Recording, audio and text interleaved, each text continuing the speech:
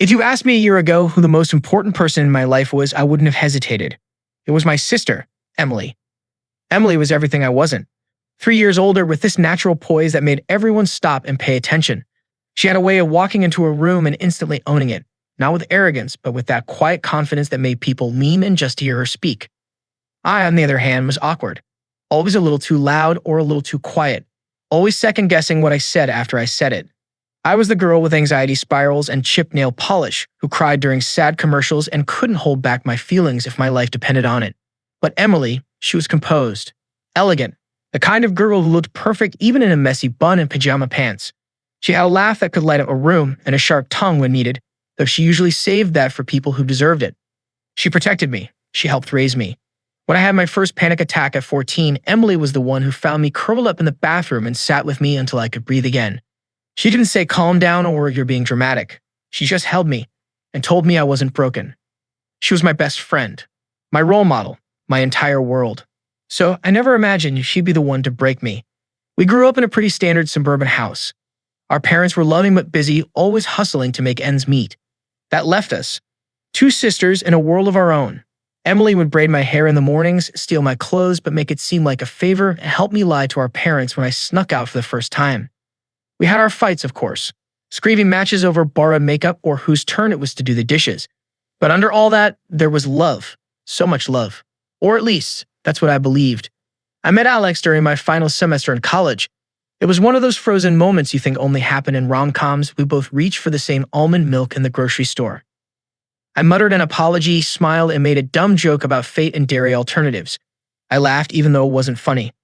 We ended up talking for 10 minutes in the middle of the aisle.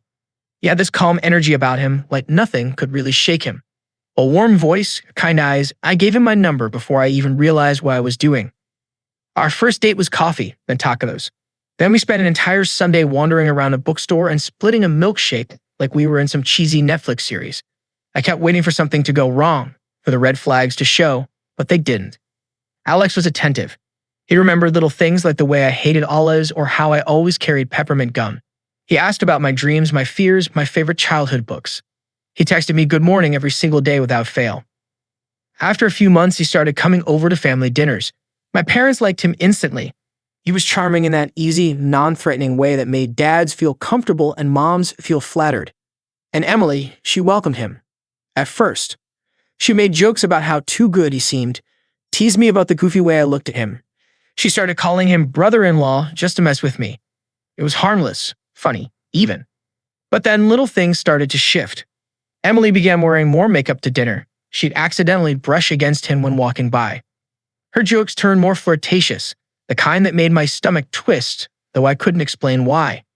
I told myself I was imagining it, that I was insecure, that I was projecting my own fears onto the two people I trusted most. Because who would do that? Not Emily, not my perfect sister. Not the girl who held me while I cried through breakups and breakdowns. One night, I saw a text pop up on Alex's phone while he was in the shower. Emily, hey, don't forget we're on for tomorrow. Keep it between us. My heart didn't drop immediately. I blinked at it, confused. I told myself it must be about a surprise, a gift, maybe a party, something sweet, something normal. But a seed had been planted. And from that moment, everything, every glance, every shared laugh between them started to feel different. I didn't confront anyone, not yet. I didn't want to be that girl, paranoid, controlling, jealous. So I swallowed it, smiled, pretended like nothing was wrong. But deep down, something had already broken. At first, I told myself I was overthinking it. I'd always been a little too sensitive, too quick to read between the lines, even when there were no lines at all. I convinced myself that the text Emily sent to Alex was innocent. Maybe she was planning a surprise for me, a birthday brunch, a sibling prank, anything but what I feared. Still, something gnawed at me. That seed of doubt started sprouting, and once it did, it grew fast. Every little interaction between them felt laced with something I couldn't quite name. I found myself watching them more closely, noticing things I never had before. The way Emily laughed a little too hard at his jokes. The way her hand lingered on his arm just a second too long. The way Alex's eyes flicked toward her when he thought I wasn't looking. One night, we were all in the living room, my parents, Emily, Alex, and me. A movie was playing, something light and forgettable, just background noise. I had my head on Alex's shoulder, a blanket over us. I felt safe, warm, loved. Then Emily got up to get wine. When she came back, she handed me a glass, and then one to Alex. Their fingers touched, and I saw it. That look. That half second where two people forget the world around them. I felt like the oxygen had been sucked out of the room. I couldn't say anything. I couldn't. Not in front of my parents. Not when I wasn't even sure what I'd seen. But I remember clutching the stem of my glass a little tighter, smiling a little harder. That night, I lay awake beside Alex, pretending to sleep while his arm wrapped around me. My thoughts were racing. I felt like I was losing my mind. But I had no proof, only a gut feeling, and a slowly cracking heart. The next day, I called Emily. She picked up on the second ring, all cheerful and casual. "Hey, little sis, what's up?" I tried to sound normal. Nothing. Just wanted to talk. You busy? Never too busy for you. Classic Emily. Sweet, supportive, safe. I asked her about the text, casually, lightly, as if it was a joke. "Oh, that," she laughed. "I was helping him plan something for you. Chill, nosy girl." But her voice was too quick, too defensive. And Emily never got defensive. I forced a laugh, tried to believe her, hung up and cried in my car for half an hour. That weekend, Alex said he was going out of town for a family thing.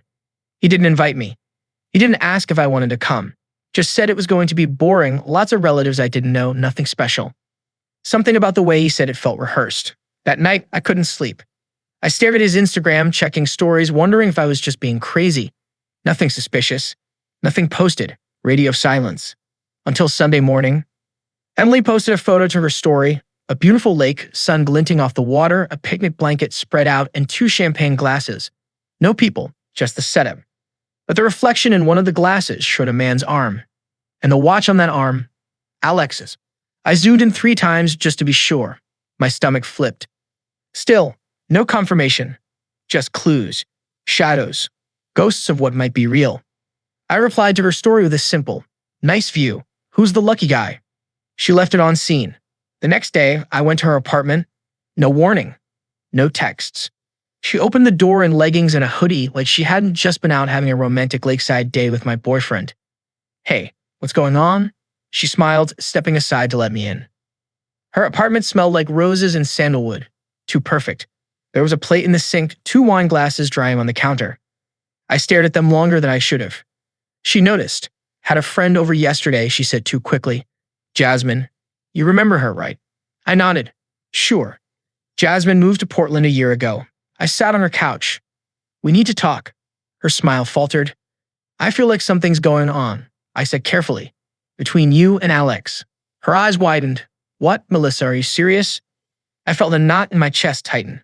I don't know. Maybe I'm being paranoid, but there have been signs. Weird messages. Glances. That lake trip. She scoffed. "You're overthinking. You always do this. You spiral." "I'm not spiraling. I'm asking." She crossed her arms. "Wow, so now I'm the villain in your love story?" "No. I swallowed. I need to hear it from you." Emily stared at me for a long time. Her jaw clenched. Then suddenly she laughed, sharp and cold. "You think I'd go after your boyfriend? You really think that little of me?" "No," I whispered. "I think you already did." Silence. And in that silence, she didn't deny it. She just looked away. That was the moment I knew. Not from proof, not from words, from her silence. From the way she couldn't meet my eyes. From the guilt that wrapped itself around her like smoke. I left her apartment that day shaking. Angry, crushed, confused. But also, awake. The illusion was broken. The perfect sister. She was gone. And in her place stood a stranger. One I didn't recognize. One I'd have to fight if I wanted to take back my life. I didn't cry that night. Not like I thought I would. Instead, I sat on the floor of my bedroom, knees pulled to my chest, and just staring at the blank wall across from me. I wasn't sad. Not exactly. I wasn't angry either. Not fully. I was hollow. Like someone had scooped out all my insides and replaced them with static. Everything felt unreal, like I'd fallen out of my life and landed in someone else's. My perfect sister and my perfect boyfriend together behind my back. I kept asking myself, how long? When did it start? Was it ever real? But no answers came, just the same crushing weight in my chest. The next morning, I put on eyeliner. That might sound ridiculous, but it was the first thing I did that made me feel like I still had control over something. My hands shook a little, and I forced myself to make the line clean, sharp, perfect. I wasn't going to be the broken girl. the sad, betrayed girl who moped around while her sister and boyfriend played house behind her back. No, I was going to find out the truth, every bit of it. And when I did, I'd decide what to do. I started with his phone. I knew his passcode. Of course I did. We'd been dating for nearly a year and trust had never been an issue. Until now. He came over that evening like nothing was wrong. Kissed me on the cheek. Brought Thai takeout. Sat on my couch like he hadn't just spent the weekend with my sister. I played along. Smiled. Laughed. Ate pad Thai. Then when he went to the bathroom, I grabbed his phone. My heart pounded so hard I thought it would shake the walls. But my hands didn't tremble this time. Not even a little. There were no obvious messages. No saved photos. No secret apps. But in his deleted texts, I found them. Weeks of messages between him and Emily. Most of them were flirty, some were downright disgusting. Plans, late night, I miss you texts. And one that made my stomach turn. Alex, she suspects anything. Emily, nah, she's too naive. Just keep playing the part. That one nearly knocked the air out of me. Playing the part? So the nights he held me while I cried? Fake. The way he said, I love you every morning? Fake. Everything. Just a role in some twisted, disgusting charade. I closed the phone just as he came back from the bathroom. He smiled at me. Want to watch that new documentary tonight? He asked, totally normal. I smiled back. Sure. I don't know how I got through the next 2 hours watching some mindless show while he wrapped his arm around me. But I did, and I didn't flinch when he kissed me goodbye. Because now I wasn't just hurt, I was furious. The next day, I called in sick to work and drove to a coffee shop near Emily's place. I sat in the corner, hoodie up, headphones in, pretending to read a book. At 11:42 a.m. he arrived, not with coffee, not with flowers. With a key, he let himself into her building. He didn't even hesitate. I waited an hour and left. No confrontations. Not yet. I wasn't done gathering ammunition. That night, I made copies of the texts and screenshots of everything. I stored it in multiple places, my laptop, my email, a cloud folder he didn't know existed. Because something told me this wasn't just about betrayal. This was about manipulation, control, a story they were writing behind my back. But I was done being the side character. I was going to take the pen back. A few days later, I messaged Emily. Me, hey, I think we should talk. Just us. One last time. She replied almost instantly. Emily, agreed. Let's meet tomorrow. Neutral ground. Me, sure. How about the park? Emily, see you at 5. It felt strange how easily she accepted. Like she was expecting it. Or maybe she thought she could twist the narrative one more time. But I wasn't giving her that chance. The next day, I wore my calmest mask. I sat on the park bench waiting. The sun was low, golden, birds chirped. Everything around me felt too peaceful for the war brewing in my chest. Emily arrived in a beach coat and oversized sunglasses. Always fashionable, always calculated. She sat down without a word. We stared at the fountain ahead of us. Then I spoke. I know. She didn't ask what I meant. She just inhaled slowly. How long? Since last weekend, I said. But I think it started long before that, didn't it? Emily turned to look at me. Her mouth opened like she was about to explain, to justify, to manipulate. But I beat her to it. I saw the texts, I said. All of them. She blinked. I kept going. You both lied to me for months. You mocked me. Played me like I was stupid. Her jaw tightened. I leaned forward. But here's the thing, Emily. I'm not stupid. Not anymore. She sighed. Melissa. No. Stop. My voice was sharper than I expected. You don't get to talk. Not today. She looked away. I stood up. You know what hurts the most? I would have given you anything. I worship you. I love you. And you threw it away. For what? She didn't answer. Whatever game you two were playing, I'm done being your pawn. Then I walked away. And for the first time in weeks, I felt powerful. I thought walking away from her would be the hardest part. It wasn't. The hardest part came days later when everything I thought I controlled crumbled. Because secrets don't stay quiet forever. Especially when people like Emily get scared. I didn't tell Alex I knew. Not at first. I wanted to wait. To see what he'd do. To give him every chance to come clean. But he didn't. He smiled like always. Touched me like always. Lied through his teeth with the same soft voice that used to calm me. So I planned to confront him that weekend. I was going to sit him down. Lay out the evidence. Watch him squirm. Maybe I even hoped, pathetically, that he'd beg. Apologize. Cry. But I never got that chance. Because Emily beat me to it. It started with a phone call. From my mom. Her voice was sharp, frantic. Melissa, are you okay? I was at work, confused. Yeah, why? Emily just called. She's in tears. She said you accused her of sleeping with your boyfriend. Is everything all right? My heart dropped. I gripped the edge of my desk. She what? She said you showed up at the park and screamed at her in public, that you're spiraling again. Again. Of course, that old narrative. The broken little sister with emotional problems. My voice cracked. That's not what happened. Mom sighed. Sweetheart, we know you've been through a lot lately. Maybe take a few days. Clear your head. She didn't believe me. None of them would. I hung up without another word. My hands were shaking, not from sadness this time, but rage. Emily had flipped the script, and she'd had my whole family in the palm of her hand. Later that night, Alex showed up uninvited. He knocked all smiles and flowers like we were still living in whatever lie he created. I let him in. He kissed my cheek. You okay? You look pale. I heard from my mom today. I said, watching him closely. He froze just slightly. Yeah? Yeah. Apparently Emily had a breakdown. He gave a soft chuckle, like it was all so silly. She texted me, said you two had a fight. Oh, she told you? His eyes flicked up to mine, calculating. Yeah, she's worried about you. There it was, the gaslighting, the script, the performance. I stepped back. You can drop the act now. He tilted his head. What do you mean? I saw your texts, all of them. His face drained of color. I know everything, Alex.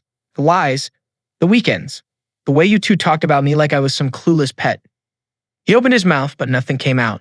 Was it a game? I asked, voice trembling. Did you both laugh about it after you slept together? Did you high five? Still, he said nothing. You know what's funny? I continued, I would have forgiven you. Once, maybe. But now? I looked him dead in the eyes. I want you gone. He didn't argue. He didn't fight. Just stared at me like he'd never seen me before. Then he left. That was the last time I saw him face to face. The next day, Emily posted a picture. Her and Alex. Together, laughing. His arms around her waist, her caption. Sometimes the heart wants what it wants. I stared at the screen for so long my vision blurred. She wasn't even hiding it anymore. There it was, her victory lap. No shame, no apology. Just a perfectly filtered photo to show the world she won. That night, I turned off my phone, shut the blinds, sat on the floor of my bedroom and let it all collapse around me. I sobbed. Not the quiet movie-style cry with single tears down the cheek. The ugly cry. The kind where you can't breathe, where your chest caves in, where your whole body trembles like it's breaking apart at the seams. I cried for the sister I lost, for the version of love I believed in, for the girl I used to be, the one who trusted too easily. And when there were no more tears left, I just lay there, staring at the ceiling. Empty. A few days passed. Friends started messaging me. Some believed me. Some didn't. My cousin sent me a voice memo whispering I always thought Emily was kind of fake. One of Alex's exes messaged me. You're not crazy. He did the same thing to me. Stay strong. But the worst was my father. He called me on a Sunday afternoon, voice stiff and formal. Melissa, we're worried. Emily says you're spreading lies. They're not lies, I whispered. He sighed. Whatever happened, I hope you two can forgive each other. Family is more important than drama. Family. I hung up. They couldn't see it, because Emily had been perfect for too long. She built her image carefully over years and no one wanted to believe she was capable of something like this. Except me, because I had lived it. And still, something inside me refused to break. Even at my lowest, something burned. A fire I didn't know I had. A voice whispering, don't let them win. So I picked myself up, washed my face, brushed my hair, put on the black boots I always wore when I needed to feel powerful. And I sat at my desk, because I had one final move left. One they'd never see coming. They say revenge is a dish best served cold. But I wasn't looking for revenge. I was looking for truth. And maybe, just maybe, a little vindication. I started with screenshots. All of them. The text between Emily and Alex. The photos. The deleted messages. I organized them into a folder labeled Truth and uploaded it to Google Drive. Then I wrote a letter, not to them, but to everyone else. A letter to the people who believed the lies, who thought I was spiraling, who took Emily's side without asking mine. It wasn't angry. It wasn't petty. It was honest. I wrote about how it felt to watch the two people I trusted most rewrite my reality. How gaslighting feels like drowning, while everyone else tells you to just breathe. How betrayal doesn't always come with screaming fights or dramatic exits. Sometimes it comes with silence and smiling faces and perfectly edited Instagram posts. I ended the letter with a link to the folder. Then I posted it to Reddit. Not under my real name, of course. I created an anonymous account and titled the post, "My sister stole my boyfriend." Everyone called me crazy, so I brought receipts. I added a short summary, careful not to include any names or identifiable details. I wasn't looking for pity. I wanted the truth to live somewhere they couldn't twist it. I posted it and went to bed without checking my phone. By morning, it had gone viral. Thousands of upvotes, hundreds of comments, messages flooding in from strangers all over the world. This is heartbreaking. You deserve better. The way she weaponized your mental health, disgusting. I hope you cut them both off forever. Emily sounds like a narcissist, not a sister. Some people share their own stories. Others offered advice. Some just sent love. I cried reading them, but not the same tears as before. These were healing tears, because for the first time, someone believed me. Emily did eventually find the post. I knew she would. She lived online. She thrived on her image. And when the post began circulating on other platforms, TikTokers and Instagram drama accounts picked it up. They gave her a nickname, Sister Snake. They blurred out faces, kept it anonymous, but anyone who knew us knew. And suddenly, her perfect little world cracked. She called me. I didn't pick up. Then she texted, "Emily, Melissa, what the hell did you do? Emily, you're ruining my life. My job is on the line. Emily, take it down. Now." I didn't respond. Instead, I turned off my phone and met a friend for coffee. Meanwhile, Alex's facade fell just as fast. He tried messaging me a few days later. Long, rambling apologies. Claimed he was confused, that Emily manipulated him too. That he still loved me. He even sent me an old photo of us.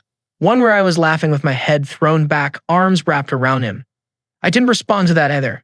He made his choices. Now he had to live with them. But the real twist, the one no one expected, wasn't the Reddit post. It was what came next.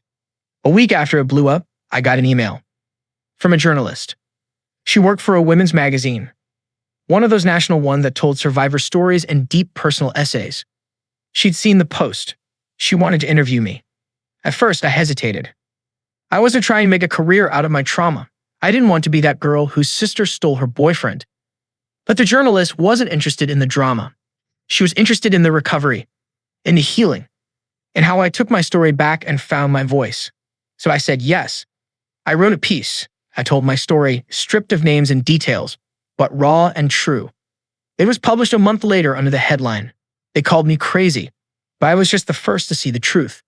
It went even more viral than the Reddit post, and this time, it wasn't anonymous. I didn't hear from Emily again. Not directly.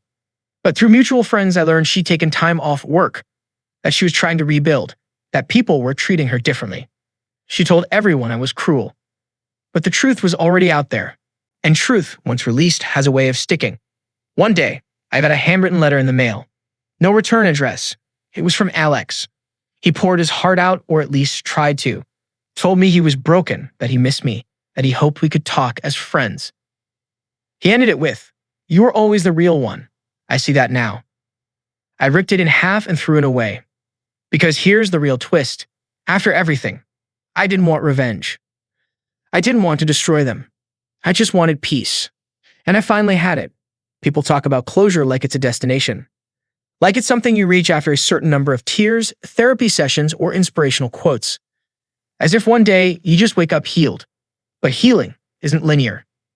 And closure, it doesn't always look the way you expect. After the article dropped, my life changed in subtle ways. Friends I hadn't spoken to in years reached out. Some apologized for not checking in. Others tried to explain why they believed Emily. One girl even said, "Honestly, I was jealous of your bond. You two are like a movie." We were, until the ending got rewritten. My mom called a week after the piece went viral. Her voice was soft, tired. "Melissa, I read the article. I waited, let the silence fill the space between us." "I didn't know," she said finally. I don't know what I thought. I'm sorry. I wanted to scream. To tell her that she was part of the reason it all hurt so much, that when she didn't believe me, it broke something deeper than Emily ever could. But I didn't, because I could hear it in her voice, that guilt, that slow realization of how easily she'd been manipulated. So instead, I just said, Thank you. My dad didn't call. Not for weeks. When he finally did, it was short. Awkward. Your mother said I should reach out, he mumbled.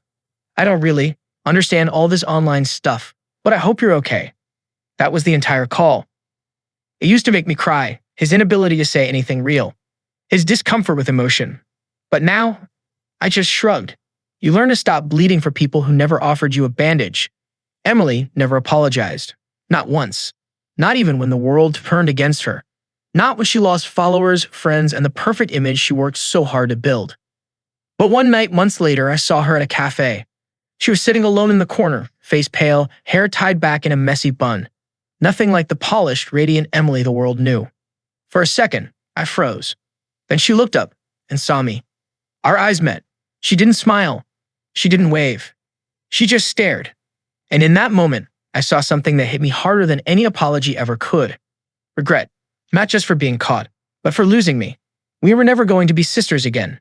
Not in the way we once were. Not after what she did. Not after who she became. But in that moment, I realized something. I didn't hate her anymore. I didn't love her either. I just let her go. Letting go is painful. It's not cinematic. There's no music swelling in the background, no epiphany that makes everything okay. It's quiet. It's the absence of obsession. The stillness after the storm. The moment you stop checking their page, stop fantasizing about revenge, stop needing closure in the form of I'm sorry. You just release. I started going to therapy. Not because of them, but because I wanted to understand why it had wrecked me so badly. Why I had tied my entire identity to people who didn't see me as fully human. It turns out, when you grow up in someone else's shadow, you learn to measure your worth by their approval.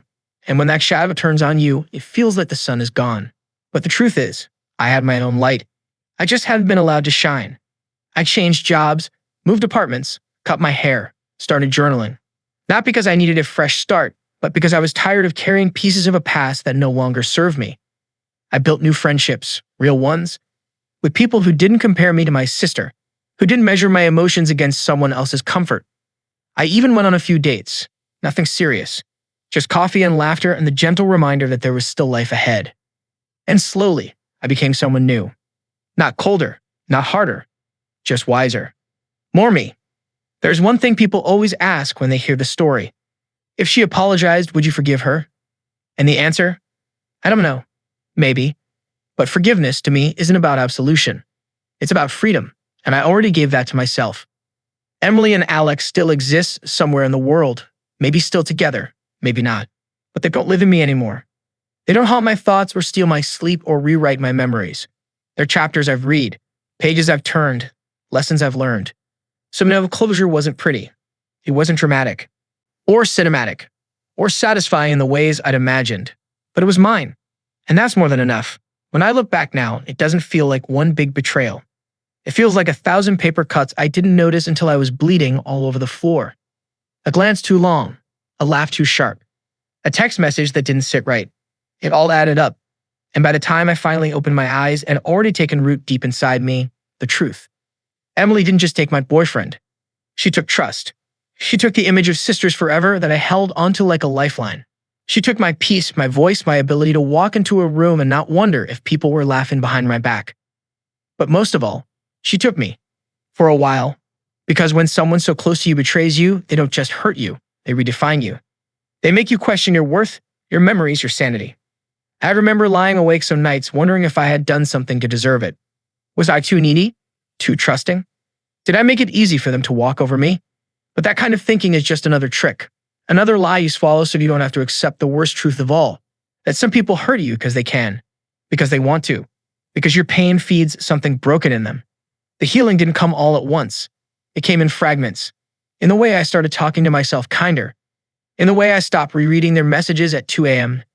In the way I finally let myself laugh without guilt. I used to think strength meant getting over it. Now I know strength is living through it. Not perfectly, not gracefully. Just, honestly. One day I opened an old notebook I used to keep in high school.